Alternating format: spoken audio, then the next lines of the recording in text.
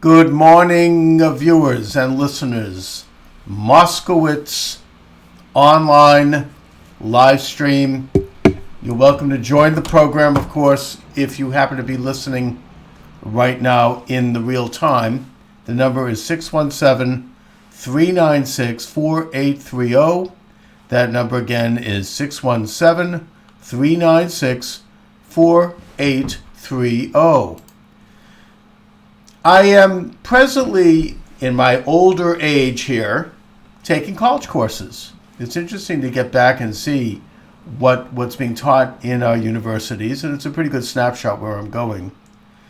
And to do it as someone who's mature and who can enjoy it. I'm not trying to cram. I don't care so much about grades. I'm interested in learning. And one of the subjects I'm taking this semester, which I find particularly interesting, is sociology. In fact, I'm probably going to change my major to sociology. Sociology, I think, from what I can tell, was pretty much set up by, and certainly is populated by, leftists. And yet, if you take the politics out of sociology, to the extent that that's possible, and it's not entirely possible because we all have our biases, we all have our opinions, of course. But if you remove some of the overladen ideology and some of the cultural dominance of the left from the soft science of sociology, things can get very politically incorrect because, after all, sociology is the study of cultures, of nations, of peoples, of groups, if you will, and how various religions and ideologies and ideas have shaped those groups and have shaped the people in those groups. And if you don't look at it collectively, you get some pretty incorrect ideas about an examination of, Islamic countries, let's say, Hispanic countries, the United States, European countries, Asian countries. And what is it that they've embraced ideologically, politically, culturally, and religiously that makes them who they are, that causes them to think the way they do, and that a dispassionate examination of that means that you have to look at both the positive and the negative.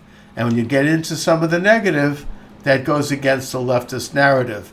They claim to control sociology. In fact, they have warped sociology, and they've perverted sociology from its true mission, which is the aforementioned. Now, when I look at the United States, and I want to comment here briefly on American sociology, of course, our society, our history, our culture is a paradox. It's a contradiction in terms from a sociological standpoint, because after all, sociology is the study of groups. It's the study of, collective, if I hate that word, but that's what it comes down to. And it's a legitimate study as such. But yet the American experience, the American sociology, if you will, opposes the idea of groupthink and of group identity. We are the only civilization in world history, I would imagine, unless someone can correct me here, that has held the idea of the individual as sovereign, as under God, as the ultimate virtue. Now, that doesn't mean that we don't connect as Americans and we don't have some cohesion as Americans. We do. That cohesion does have to do with language, culture, national borders, and all of the usual concepts that make up a sovereign nation. In this case, it's a republic. But by honoring the virtues of the individual, the swashbuckling individual, if you will, who pulls themselves up on their bootstraps and creates a life for themselves and can make something out of nothing and be free to invent, to imagine, to create. That's something that is inherent in human beings, of course. It's wired into us.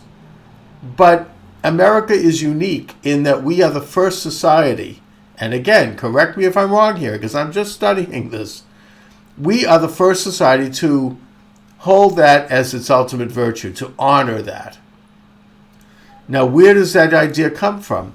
I think it came from the fact that our original colonists, most of whom came from Great Britain, were dissenters from authoritarian government, which had existed in Great Britain.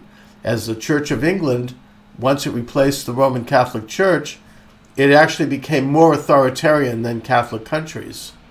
It became more centralized, that this was the official religion, and to deviate from it was a crime in many cases. I mean, a lot of these people fled England. The original Pilgrims that arrived in Massachusetts, they had fled England. I think many of them had went to prison for being dissidents against the Church of England view.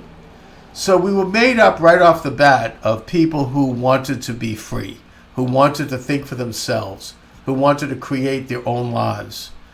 We also were imbued by Christianity, and specifically Protestantism.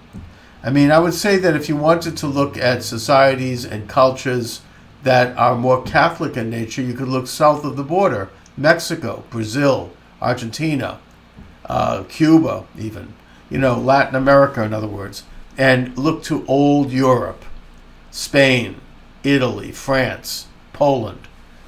America is Protestant with a small p, because we don't believe, thank goodness, in official religion